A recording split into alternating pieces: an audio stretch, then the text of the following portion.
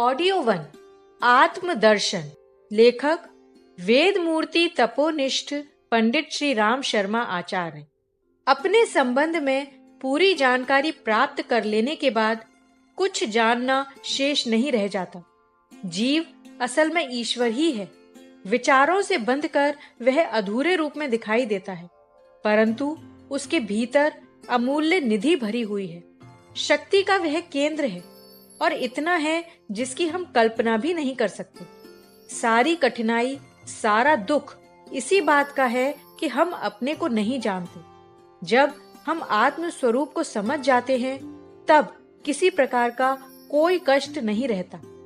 जब मनुष्य यह समझ जाता है कि मैं क्या हूँ, तब उसे वास्तविक ज्ञान हो जाता है और तब वह सब पदार्थों का रूप ठीक से देखकर उनका उचित उपयोग कर सकता है, चाहे किसी दृष्टि से देखा जाए। आत्मज्ञान ही सर्वसुलभ और सर्वोच्च ज्ञान ठहरता है। मैं क्या हूँ? इसका सही उत्तर यह है कि मैं आत्मा हूँ। वंश, वर्ण, व्यवसाय या पद शरीर का होता है। मनुष्य शरीर तो मात्र परिधान है, औजार है, परंतु भ्रम और अज्ञान के कारण मनुष्य अपने आप को शरीर ही मान बैठता है और शरीर के स्वार्थ तथा अपने स्वार्थ को एक कर लेता है। इसी गड़बड़ी में जीवन अनेक अशांतियों, चिंताओं और व्यथाओं का घर बन जाता है। मनुष्य शरीर में रहता है, यह ठीक है, पर यह भी ठीक है कि वह शरीर नहीं है। जब प्राण निकल जाते हैं तो शरीर ज्यों का त्यों बना रहता है। उसमें से कोई वस्तु घटती नहीं, तो भी वह बेकाम हो जाता है। उसे थोड़ी देर रखा रहने दिया जाए तो लाश सड़ने लगती है, दुर्गंध उत्पन्न होती है और कृमि पड़ जाते हैं। देह वही है, ज्यों की त्यों है, पर प्राण निकलते ही उसकी दुर्दशा होने लगती है। इससे प्रकट है कि मनुष्य शरीर में निवास तो करता है, पर वस्तुतः वह शरीर से भिन्न है। इस भिन्न सत्ता को आत्मा कहते हैं। शरीर और आत्मा की पृथकता की बात हम सब लोगों ने सुन रखी है।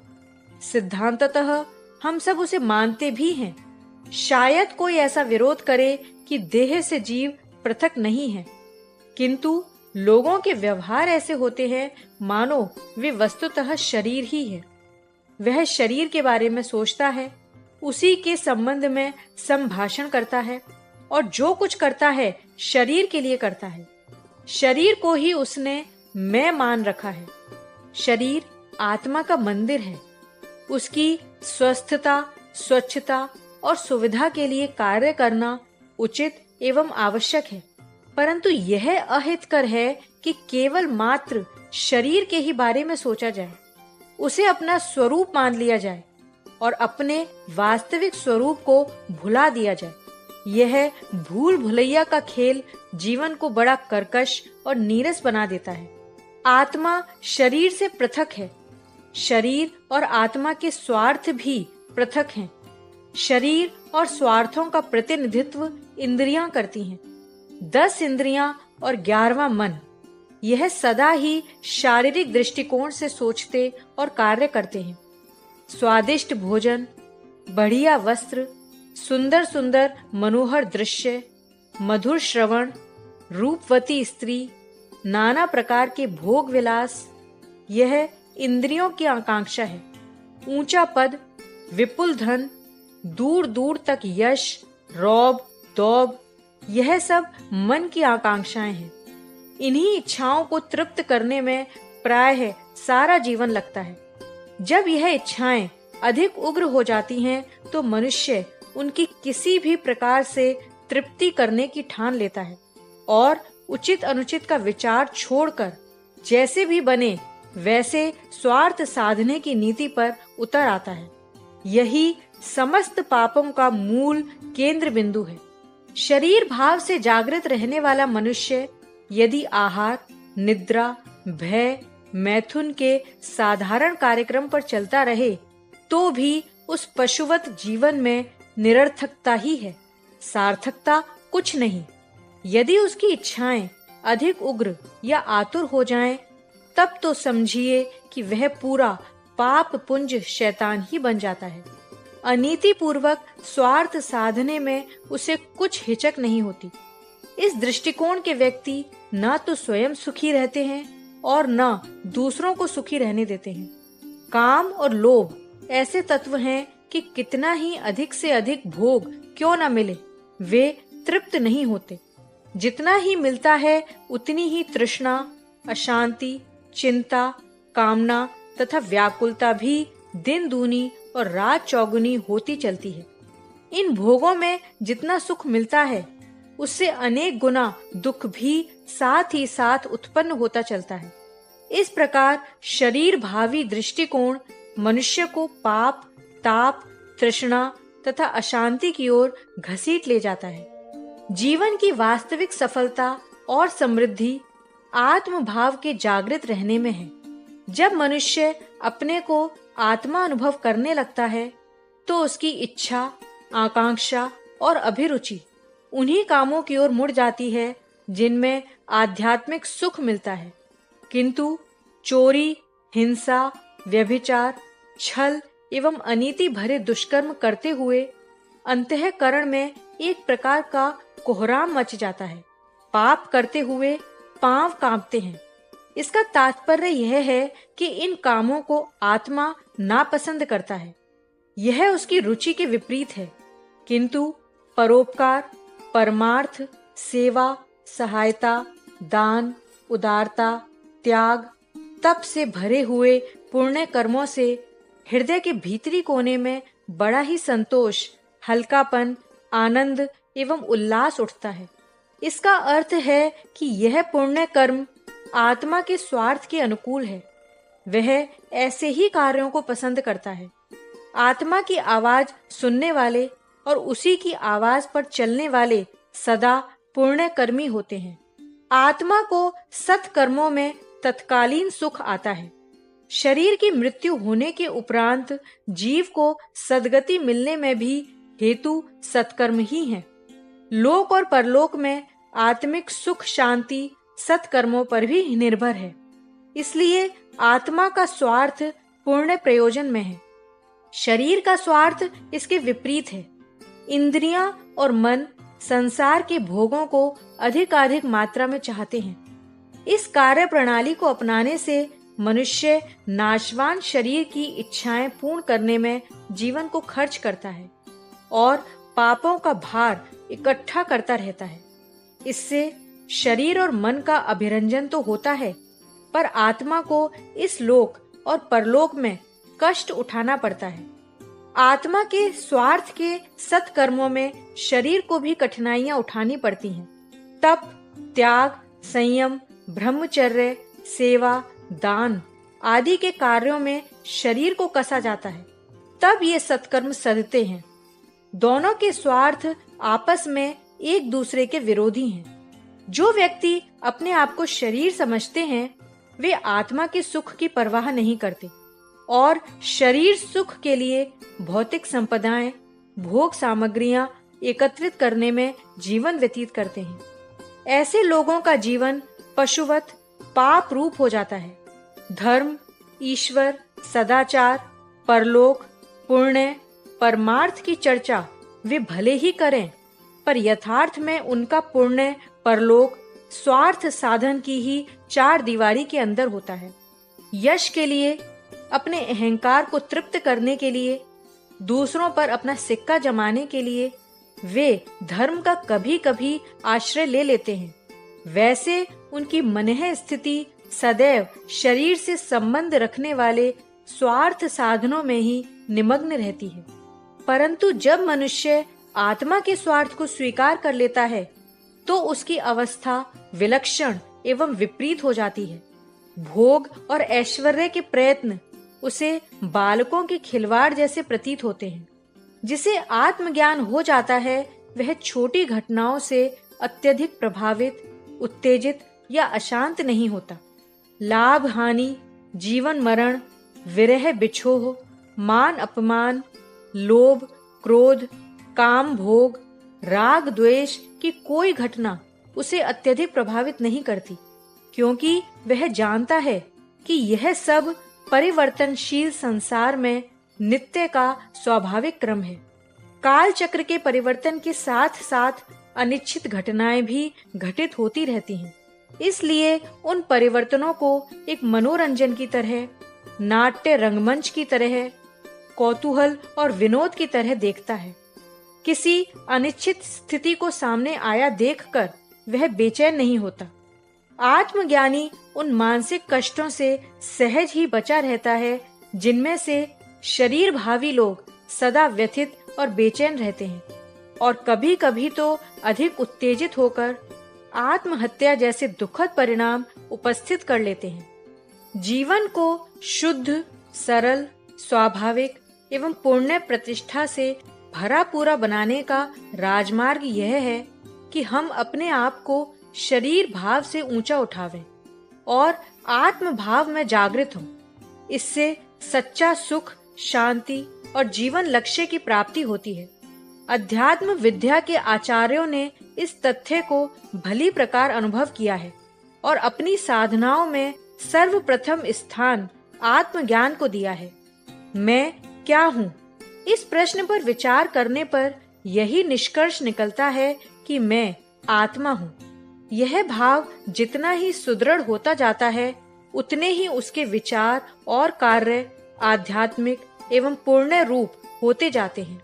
हम अपने आत्म रूप को पहचानें और हृदयंगम करें।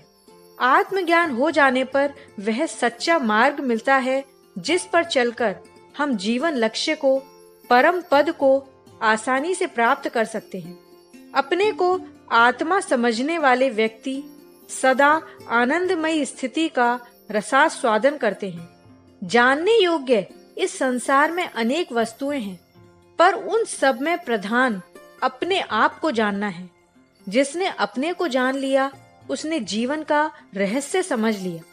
भौतिक विज्ञान के अन्वेषकों ने अनेक आश्चर्यजनक आविष्कार किए हैं। प्रकृति के अंतराल में छिपी हुई विद्युत शक्ति, ईश्वर शक्ति, परमाणु शक्ति आदि को ढूंढ निकाला है। अध्यात्म जगत के महान अन्वेषकों ने जीवन सिंधु का मंथन करके आत्मा रूपी अमृत उपलब्ध किया है। इस आत्मा को जानने वाला सच्चा ज्ञानी हो जाता है और इसे प्राप्त करने वाला विश्व विजयी मायातीत कहा जाता है। इसलिए हर व्यक्ति का कर्तव्य है कि वह अपने आप को जाने। मैं क्या हूँ? इस प्रश्न को अपने आप से पूछे और विचार, चिंतन तथा मनन पूर्वक उसका सही उत्तर प्राप्त करे। अपना ठीक रूप मालूम हो जाने पर हम अपने वास्तविक अहित को समझ सकते हैं। अनेक साधक अध्यात्म पथ पर बढ़ने का प्रयत्न करते हैं, पर उन्हें केवल एकांगी और आंशिक साधना करने के तरीके ही बताए जाते हैं। यज्ञ, तप, दान, व्रत, अनुष्ठान, जप आदि साधन लाभप्रद हैं। इनकी उपयोगिता से कोई इनकार नहीं कर सकता, परंतु यह वास्तविकता नहीं है। इससे पवित्रता बढ़ती है, सतोगुण की वृद्धि होती है, पुण्य बढ़ता है, किंतु वह चेतना प्राप्त नहीं होती जिसके द्वारा संपूर्ण पदार्थों का वास्तविक रूप जाना जा सकता है और सारा भ्रम जाल कट जाता है। आत्म साधन के पथ पर अग्रसर होने वाले पथिक की भीतरी आंखें खुल जाती हैं और वह जीवन के महत्वपूर्ण रहस्य को समझकर शाश्वत सत्य की ओर तेजी से कदम बढ़ाता चला जाता है। जिसने आत्म स्वरूप का अनुभव कर लिया, सद्गुण उसके दास हो जाते हैं और दुर्गुणों का पता भी नहीं लगता कि वे कहाँ चले गए। आत्म स्वरूप को जानो और विस्तार करो। बस इतने ही सूत्र में वह सब महान विज्ञान भरा हुआ है जिसके आधार पर विभिन्न अध्यात्म पथ बनाए गए हैं। आत्मा के वास्तविक स्वरूप की एक बार झांकी कर लेने वाला साधक फिर पीछे नहीं लौट सकता। प्यास के मारे जिसके प्राण सूख रहे हैं, ऐसा व्यक्ति सुरसरी का शीतल कूल छोड़कर क्या फिर उसी रेगिस्तान में लौटने की इच्छा करेगा? काम, क्रोध, लोभ मोह आदि विकार और इंद्रिय वासनाएं मनुष्य के आनंद में बाधक बनकर उसे दुख जाल में डाले हुए हैं। पाप और बंधन की यह मूल है। पतन इन्हीं के द्वारा होता है और क्रमशः नीच श्रेणी में इनके द्वारा जीव घसीटा जाता रहता है। विभिन्न अध्यात्म पंथों की विराट साधनाएं इन्हीं दुष्ट शत्रुओं को पराजित करने के चक्रव्यूह हैं। अर्जुन रूपी मन को इसी महाभारत में प्रवृत्त होने का भगवान का उपदेश है। आत्मदर्शन व्यावहारिक जीवन को सफल बनाने की सर्वश्रेष्ठ कला है। आत्मोन्नति के साथ ही सभी सांसारिक उन्नति होती है। जिसके पास आत्मबल है उसके पास सब कुछ है और सारी सफलताएं उसके हाथ के नीचे हैं। साधारण और स्वाभाविक योग का सारा रहस्य इसमें छिपा हुआ है कि आदमी आत्म स्वरूप को जाने, अपने गौरव को पहचाने, अपने अधिकार की तलाश करे और अपने पिता की अतुलित संपत्ति पर अपना हक पेश करे। यह राजमार्ग है। यह मोटी बात हर किसी की समझ में आ जानी चाहिए कि अपनी शक्ति और औजारों की कार्य क्षमता की जानकारी किसी भी काम की सफलता और असफलता के लिए अत्यंत आवश्यक है, क्योंकि उत्तम से उत्तम बुद्धि भी तब तक ठीक ठीक फैसला नहीं कर सकती जब तक उसे वस्तुओं का स्वरूप ठीक तौर से न मालूम हो जाए। अध्यात्म शास्त्र कहता है कि ए अविनाशी आत्माओं, तुम तुच्छ नहीं महान हो। तुम्हें किसी अशक्तता का अनुभव करना या कुछ मांगना नहीं है। तुम अनंत शक्तिशाली हो। तुम्हारे बल का पारावार नहीं। जिन साधनों को लेकर तुम अवतीर्ण हुए हो वे अचूक ब्रह्मास्त्र हैं। इनकी शक्ति अनेक इंद्र वज्रों से अधिक है। सफलता और आनंद तुम्हारा जन्मजात अधिकार है। उठो, अपने हथियारों को और काम को भली प्रकार पहचानो और बुद्धि पूर्वक जुट जाओ।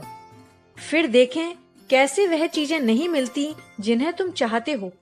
तुम कल्प वृक्ष हो, कामधेनु हो और सफलता की साक्षात मूर्ति हो। भय और निराशा का कण भी तुम्हारी पवित्र रचना में नहीं लगाया गया है। यह लो, अपना अधिकार संभालो। भ्रम रहित और तत्वदर्शी बुद्धि से हर काम कुशलता पूर्वक किया जा सकता है। तुम ऐसे ही कुशल योगी बनो। शास्त्र कहता है कि यह आत्मा प्रवचन, बुद्धि या बहुत सुनने से प्राप्त नहीं होती। आत्मा का दर्शन करना चाहिए, जिसे देख लेने के बाद कुछ देखना बाकी नहीं रह जाता। यह इच्छा स्वाभाविक है। शरीर और आत्मा का गठबंधन कुछ ऐसा ही है जिसमें जरा अधिक ध्यान से देखने पर वास्तविकता झलक जाती है। शरीर भौतिक स्थूल पदार्थों से बना हुआ है, किंतु आत्मा सूक्ष्म है। इसलिए वह इसमें बंधी हुई होते हुए भी इसमें पूरी तरह घुल मिल जाने की अपेक्षा ऊपर उठने की कोशिश करती रहती है। इंद्रियों के भोग हमें अपनी ओर खींचे रहते हैं। इस सत्य के दर्शन कर सकने के योग्य सुविधा और शिक्षा प्राप्त न होने पर मनुष्य झक मारकर अपनी आंतरिक प्यास को बुझाने के लिए विषय भोगों की कीचड़ पीता है। यदि उसे एक बार भी आत्मानंद का चस्का लग जाता तो दर दर पर क्यों धक्के खाता फिरता।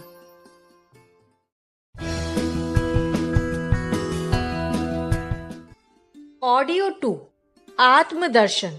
लेखक वेदमूर्ति तपोनिष्ठ पंडित श्री राम शर्मा आचार्य।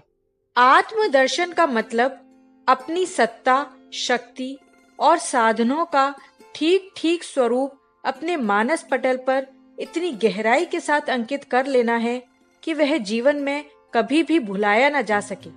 तोता रटंत विद्या में तुम बहुत प्रवीण हो सकते हो। पुस्तकों में जितना कुछ लिखा है उससे 10 गुना ज्ञान तुम सुना सकते हो। बड़े बड़े तर्क उपस्थित कर सकते हो, शास्त्रीय बारीकियां निकाल सकते हो, परंतु यह बातें आत्म मंदिर के फाटक तक ही रह जाती हैं। इससे आगे इनकी गति नहीं है। रट्टू तोता पंडित नहीं बन सकता। शास्त्र ने स्पष्ट कर दिया कि यह आत्मा उपदेश, बुद्धि या बहुत सुनने से प्राप्त नहीं हो सकता। आत्मदर्शन की सीढ़ियों पर चढ़ने से पहले सर्वप्रथम समतल भूमि पर पहुंचना होगा। जहां आज तुम भटक रहे हो, वहां से लौट आओ। उस भूमि पर स्थित हो जाओ जिसे प्रवेश द्वार कहते हैं। कितने मनुष्य हैं जो आत्म स्वरूप को जानते हैं? लोग आत्मज्ञान की कुछ चर्चा को सुनकर उसे मस्तिष्क में रिकॉर्ड की तरह भर लेते हैं और समयानुसार उसमें से कुछ सुना देते हैं। ऐसे आदमियों की कमी नहीं जो आत्मा के बारे में कुछ नहीं जानते। उनका संसार आहार, निद्रा, भय, मैथुन, क्रोध, लोभ, मोह आदि तक ही सीमित होता है। इन्हीं समस्याओं को सोचने, समझने और हल करने लायक योग्यता उन्होंने प्राप्त की होती है। मूढ़ मनुष्य भद्दे लोगों से तृप्त हो जाते हैं, तो बुद्धिमान कहलाने वाले उनमें सुंदरता लाने की कोशिश करते हैं। बुद्धि का जो विकास हुआ है वह भोग सामग्री को आकर्षक बनाने में हुआ है। समाज के अधिकांश सभ्य नागरिकों के लिए वास्तव में शरीर ही आत्म स्वरूप है। धार्मिक रूढ़ियों का पालन मन संतोष के लिए वे करते रहते हैं, पर उससे आत्मज्ञान का कोई संबंध नहीं। आत्मा के पास तक पहुंचने के साधन जो हमारे पास मौजूद हैं, वह चित्त, अंतःकरण, मन, बुद्धि आदि ही हैं। आत्मदर्शन की साधना इन्हीं के द्वारा होती है। तत्व दर्शन मानस लोक में प्रवेश करके बुद्धि की सहायता द्वारा ही होता है। इसके अतिरिक्त आज तक किसी ने कोई और मार्ग नहीं ढूंढ पाया है। प्रत्याहार, धारणा, ध्यान और समाधि ही योग की उच्च सीढ़ियां हैं। आध्यात्मिक साधक योगी यम, नियम, आसन, प्राणायाम अनेक प्रकार की क्रियाएं करते हैं। हठ योगी नेति, धोति, वस्ती आदि करते हैं। अन्य मतावलंबियों की साधनाएं अन्य प्रकार की हैं। यह सब शारीरिक कठिनाइयों को दूर करने के लिए है। शरीर को स्वस्थ रखना इसलिए जरूरी समझा जाता है कि मानसिक अभ्यासों में गड़बड़ ना पड़े। हम अपने साधकों को स्वस्थ शरीर रखने का उपदेश करते हैं। नीच विचार, हीन भावनाएं, पाश्विक इच्छाएं और क्षुद्र स्वार्थपरता ऐसे ही गुण हैं जिन्हें देखकर आत्म चेतना में विकसित हुआ मनुष्य घृणा करता है। उसे अपने आप वह गुण मिल गए होते हैं जो उसके इस शरीर के लिए उपयुक्त हैं। उदारता, विशाल हृदयता, दया, सहानुभूति, सच्चाई प्रभृति गुण ही तब उसके लायक ठीक वस्त्र होते हैं। बड़ा होते ही मेंढक की लंबी पूंछ जैसे स्वयमेव झड़ पड़ती है, वैसे ही दुर्गुण उससे विदा होने लगते हैं और वयोवृद्ध हाथी के दांतों की तरह सद्गुण बढ़ते हैं। अपने को प्रकाश केंद्र अनुभव करने के लिए तर्कों से काम न चल सकेगा। तर्कों के सहारे यह नहीं सिद्ध हो सकता कि वास्तव में वही हमारा पिता है जिसे पिताजी कहकर संबोधन करते हैं। इसलिए योगाभ्यास के दैवी अनुष्ठान में इस अपाहिज तर्क का बहिष्कार करना पड़ता है और धारणा, ध्यान एवं समाधि को अपनाना पड़ता है। अपने को अमर, अखंड, अविनाशी और भौतिक संवेदनाओं से परे समझना आत्म स्वरूप दर्शन का आवश्यक अंग है। इसकी अनुमति हुए बिना सच्चा आत्मविश्वास नहीं होता और जीव बराबर अपनी चिर सेवित तुच्छता की भूमिका में फिसल पड़ता है, जिससे अभ्यास का सारा प्रयत्न गुड़ गोबर हो जाता है। इसलिए एकाग्रता पूर्वक अच्छी तरह अनुभव करो कि मैं अविनाशी हूँ। अच्छी तरह इसे अनुभव में लाए बिना आगे मत बढ़ो।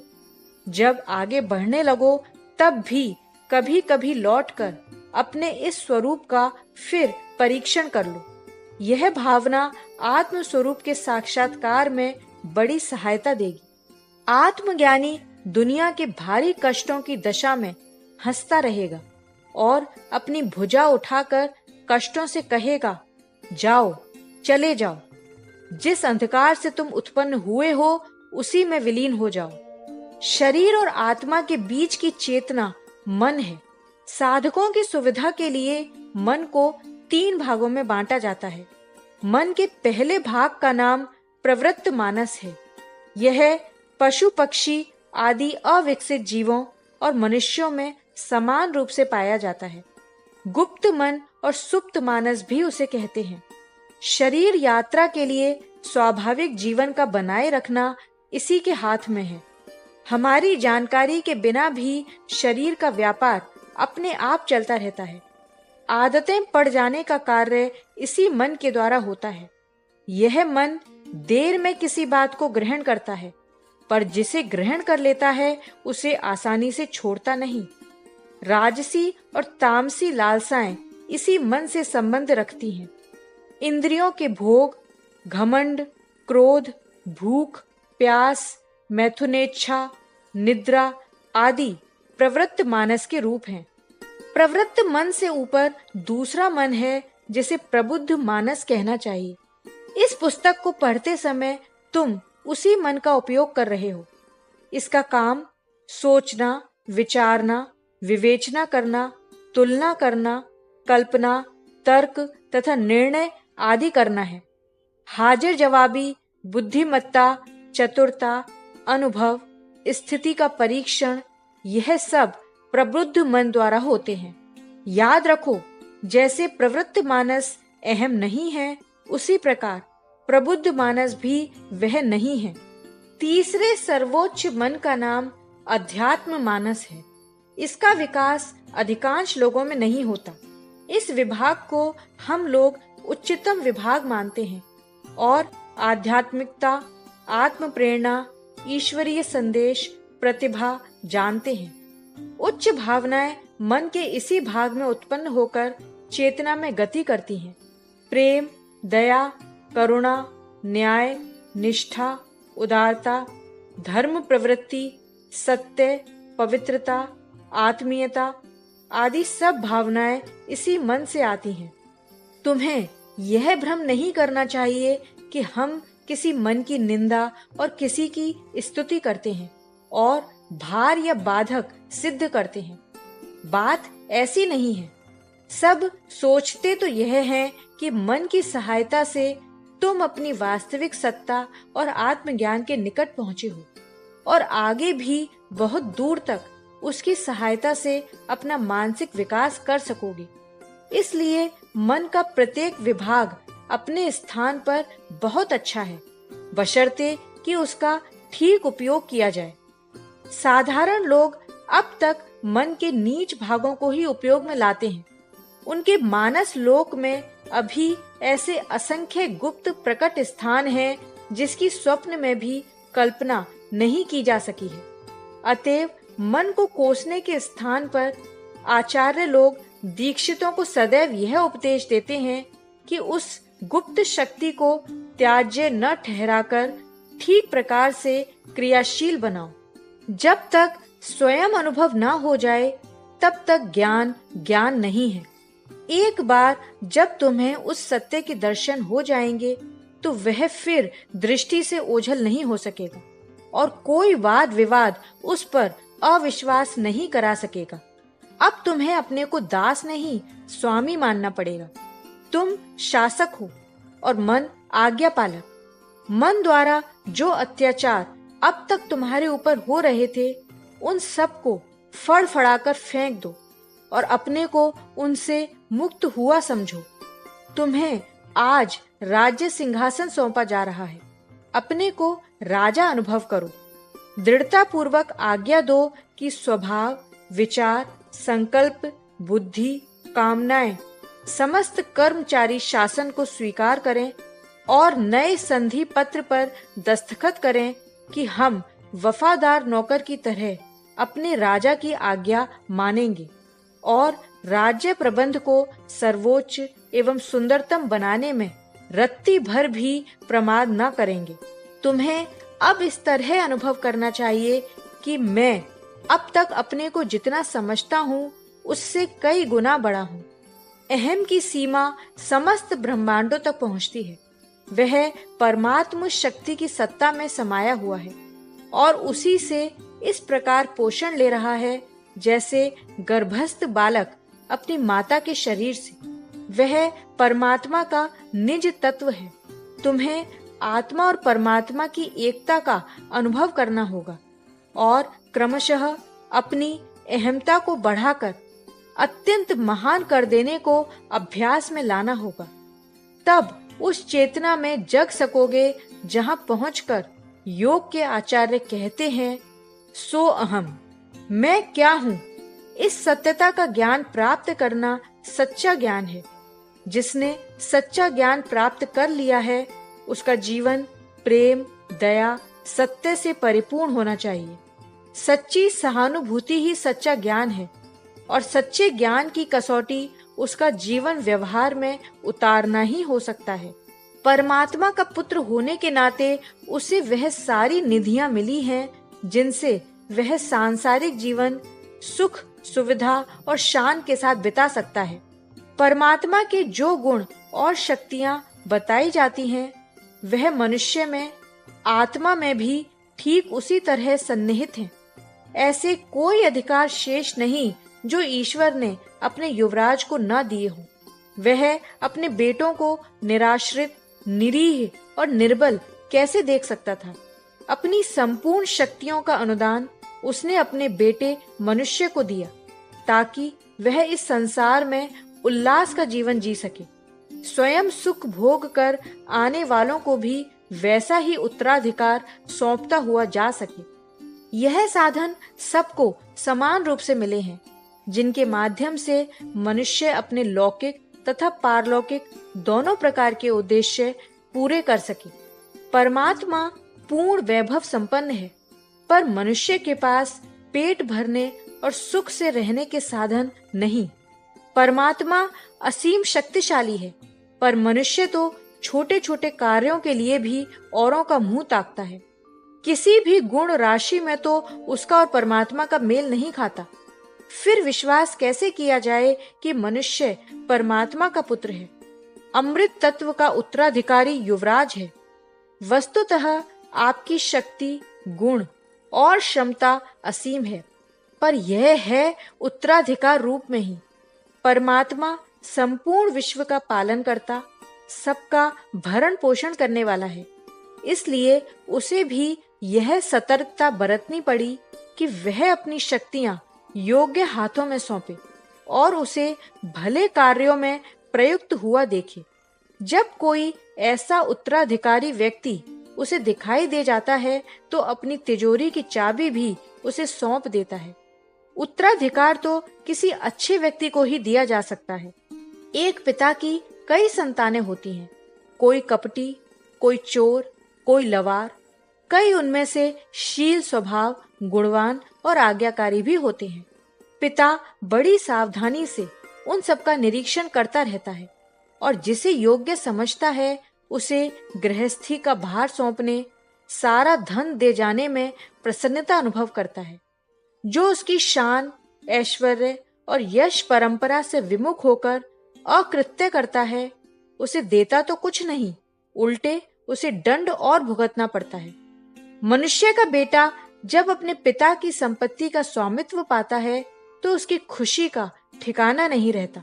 सबके सामने शान के साथ चलता है। न उसे किसी का भय होता है और न कोई अभाव। जिसे परमात्मा का उत्तराधिकार मिल जाए तो उसकी प्रसन्नता, निर्भयता, वैभव तथा ऐश्वर्य का तो कहना ही क्या।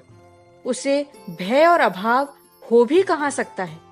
लोगों की भूल यह है कि वे अपने आप को ईश्वर का पुत्र होना स्वीकार करना नहीं चाहते। विज्ञान का सहारा लेकर लोग प्रत्यक्षवाद की दुहाई देते हैं, किंतु यह खुला हुआ संसार क्या कम प्रत्यक्ष है? मृत्यु जन्म की घटनाएं कम प्रत्यक्ष हैं। जन्म, जरा और यौवन का पाना और खो देना भी किसी को विचार प्रदान नहीं कर सकता क्या? ईश्वर का पुत्र होने के नाते मनुष्य असीम आध्यात्मिक शक्तियों और दैवी संपदाओं का स्वामी बन सकता है, किंतु वह अपने को इस स्थिति वाला मानता कब है? अपनी इस दुष्टता के कारण वह मनुष्योचित आचार से भी पतित होकर दुष्कर्म करता है। अपने स्वार्थ के लिए औरों के अधिकारों का अपहरण करता है। इतना ही नहीं, वह अपने से गई गुजरी स्थिति वालों के साथ पैशाचिक उत्पीड़न करता है। ऐसे दुष्ट पुत्र को परमात्मा अपनी शक्तियां देगा कैसे? उसे तो दंड ही मिलना चाहिए था और वही मिलता है। स्वार्थ और संकीर्णता की दुष्प्रवृत्तियों के रहते हुए मनुष्य परमात्मा का उत्तराधिकारी कैसे बन सकता है? उसे चाहिए था कि वह पैतृक गुणों को आधार मानकर चलता और अपने आप को ईश्वर का पुत्र होना स्वीकार कर ईश्वरीय आदेशों का पालन करता। ईश्वर शक्ति का स्रोत है, उससे संबंध स्थापित करता तो मनुष्य का जीवन शक्ति संपन्न हो जाता। हमारा शाश्वत स्वरूप पीछे पड़ गया है और हम अपने आप को मनुष्य का शरीर मान बैठे हैं, इसलिए शारीरिक सुखों तक ही सीमित भी हैं। शरीर में इंद्रियों के सुख हैं, सो मनुष्य उन्हें भोगने का हर घड़ी इच्छुक बना रहता है। जब तक शरीर रूपी साधन अपनी प्रौढ़ अवस्था में रहता है, तब तक भोगों की आसक्ति में पड़े रहते हैं और इस बीच अपनी असफलता का दोष औरों के मत्थे मरना सीख जाते हैं और इस तरह संतोष करना चाहते हैं। पर शाश्वत नियम कभी बदलते नहीं। परमात्मा की सृष्टि में सुख ही सुख है, दुख का नाम भी नहीं है। पर सारे फसाद की जड़ यह है कि लोग अपने वास्तविक स्वरूप को पहचानना नहीं चाहते। बेटा अपने धनी बाप से बिछुड़ गया और अपने आप को निर्धन की सी स्थिति में पड़ा हुआ अनुभव करता है। उसका शरीर, प्राण और मन सब अस्त व्यस्त है, क्योंकि वह जानता नहीं कि उसका बाप कितना व्यवस्थित, कितना विकसित और कितना विशाल है। अपने अमर स्वरूप को मनुष्य पहचान जाए तो यह विशेषताएं उसमें भी तत्काल परिलक्षित होने लगे। आप अपने आप को रक्त, मांस, अस्थि, मज्जा, मेद आदि से बना हुआ क्षुद्र शरीर मत मानिए। आप आत्मा हैं। आत्मा अपने अमृतत्व को पहचानने के लिए ही मनुष्य शरीर में अवतरित हुई है। उसे अमृतत्व का आनंद लूटना ही चाहिए। इस उद्देश्य के लिए वह अग्रसर हो तो सचमुच उसका यह अलभ्य अवसर पाना भी सार्थक हो।